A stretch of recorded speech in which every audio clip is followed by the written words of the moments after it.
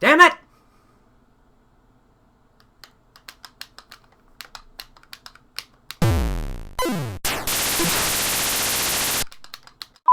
Damn it!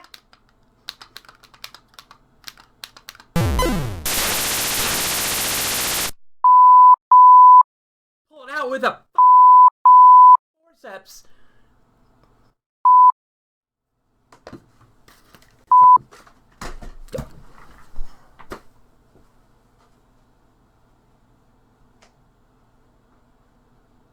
Stupid game.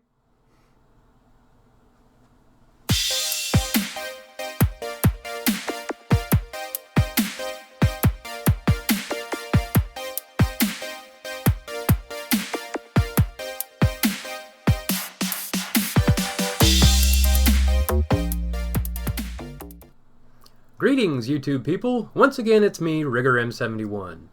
Eons ago, before anyone had heard the word Nintendo, another giant in the gaming industry ruled the living rooms of America. It was known as Atari. Atari's main weapon of choice was a small cartridge-based machine sporting a MOS technology processor at its heart. At the time, it was marketed as the Atari VCS, or Video Computer System. This would later become known as the Atari 2600, to differentiate it from machines that followed. For many of us growing up during the fledgling video game industry, the 2600 offered a reasonable alternative to arcades. It afforded us the opportunity to stay at home and play as long as we wanted without waiting in lines or wasting massive amounts of quarters. The idea of a home console is pretty much taken for granted these days, but in the early 1980s it was still a fairly new concept. It wasn't long before companies realized the lucrative market they had available, and the industry was practically flooded with cartridges. Figuring out which titles were worth buying and worth avoiding was sometimes tricky. However, I've decided to put together a short list of some of my favorites. This is by no means a top 10 list, and there's always the possibility of a Volume 2, or even a Volume 3. Regardless, these are 10 system gems for the Atari 2600.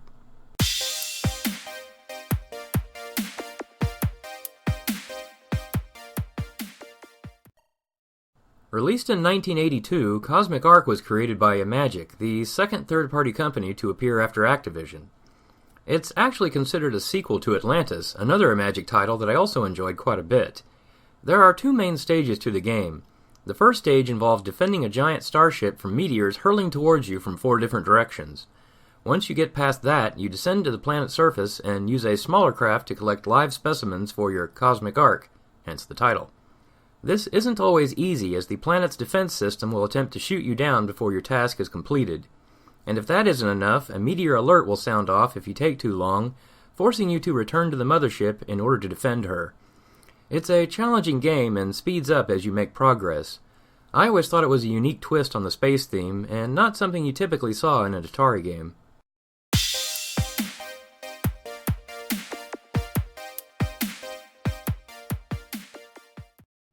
Published by Activision in 1982, Mega Mania is a fairly straightforward shooter with your ship located at the bottom of the screen. You move to the left or right and fire at waves of various enemies that descend from the top of the screen. That's nothing really new, but the thing that always impressed me about the game were the variations in enemy types and the way they moved. You get everything from hamburgers, telephones, bow ties, and even what appears to be radial tires hurtling toward your ship at high speeds. It can get pretty frantic at later levels, but I always seem to enjoy it enough to keep playing and trying to get a better high score. It's the perfect example of an Atari space shooter done right.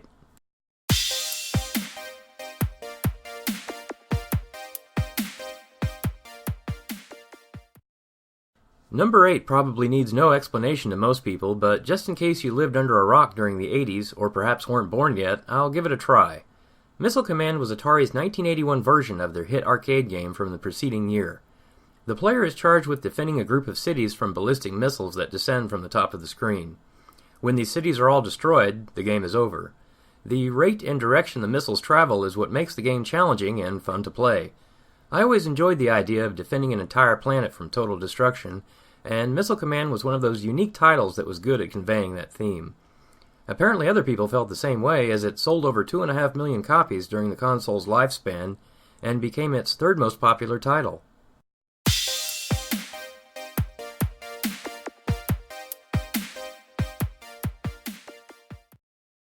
Adventure, released in 1979, is a graphically simple fantasy game that requires you to recover a magical chalice hidden away in a castle located somewhere in the game's open-ended world. As you explore the map, you are forced to do battle with various dragons and avoid a giant black bat intent on stealing your items and hiding them elsewhere. While very simplistic when compared to later adventure games like Nintendo's The Legend of Zelda, Adventure was really the first of its kind. It set many of the standards still used in modern role-playing games and deserves to be recognized for it. Also, the fact that developer Warren Robinett was able to put this type of game together in the limited memory available for the VCS is nothing short of genius. It apparently took him over a year to develop due to technical limits associated with the machine.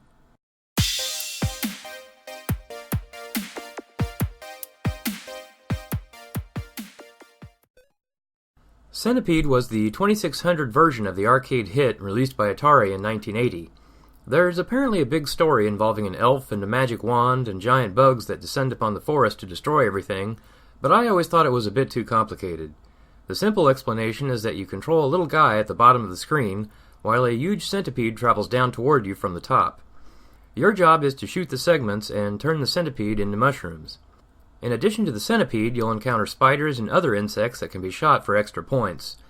While the game was perfectly playable on the Atari joystick, it apparently really shined on the trackball controller like its arcade counterpart. Or so I've heard, because I never got to play it with one. Still, it was always an enjoyable game, and a decent adaptation given the 2600's limitations. Its sequel, Millipede, is arguably even better, but I included Centipede simply because it was the original deal.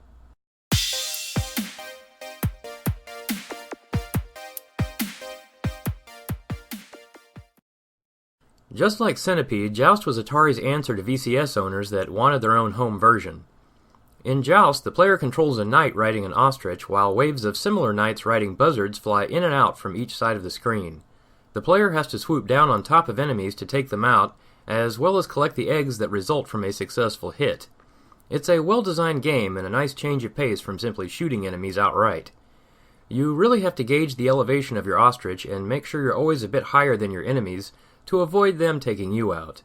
In addition, there are many levels featuring a pool of lava at the bottom of the screen that you can easily fly into if you lose control of your bird. I've seen some complain that the 2600 is much more difficult to control than the arcade version, but I really never noticed a difference, although I did play this game quite a bit, so it may just take some practice.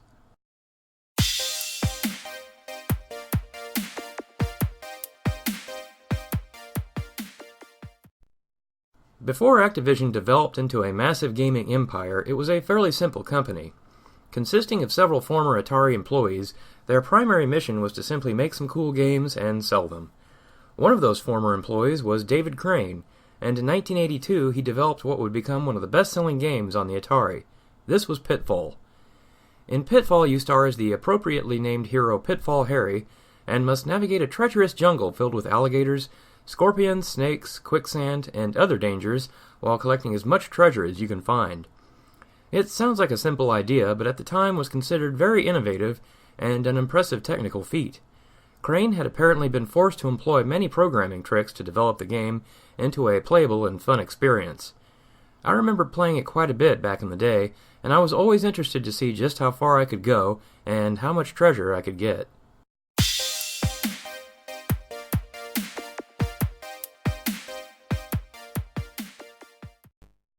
This game probably needs no introduction to most. Even if you weren't alive in the 80s, chances are you've seen a game of Asteroids being played somewhere. The coin-operated version made tons of money for Atari when it was released in 1979, so it was inevitable that a console game would show up eventually. However, graphically speaking, the 2600 version is quite a bit different. Gone are the vector-style graphics of the original Deadly Space Rocks, and in their place are multicolored sprites resembling giant balls of flavored popcorn. While this detail was a little off-putting when I first played the game, my concerns were quickly put to rest when I realized just how fun it actually was. Asteroids is one of those games you can sit and play for hours with minimal effort, and I would often use it to test myself and see just how long I could sit there and play. Of course, my mother would usually be the one to end my play sessions with a request to take out the garbage or something similar. Clearly, she did not understand the importance of saving the universe from giant balls of popcorn.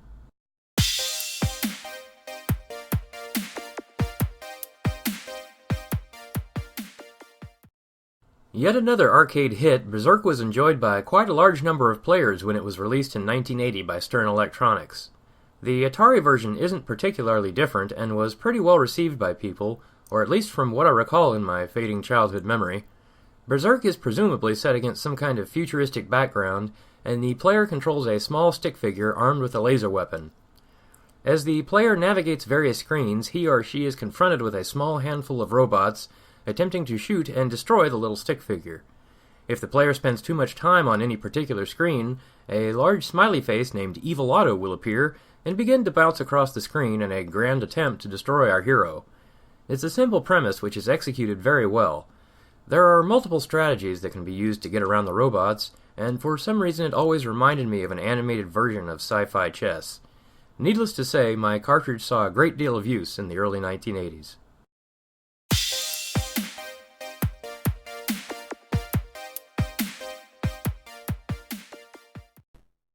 In 1982, one of Atari's genius programmers, Howard Scott Warshaw, unleashed Yars Revenge upon an unsuspecting public. It eventually became Atari's best-selling original title. In Yars Revenge, you play as some kind of giant sentient fly called a Yar, and your objective is to fire your cannon at a barrier on the far end of the screen. Beyond the barrier is the evil Kotile, which must be destroyed to move on to the next screen. There are various other mechanics that I won't go into, but the end result is a very unique game that was a big win for Atari and Warshaw. Of particular note was the comic book that was included with the original cartridge.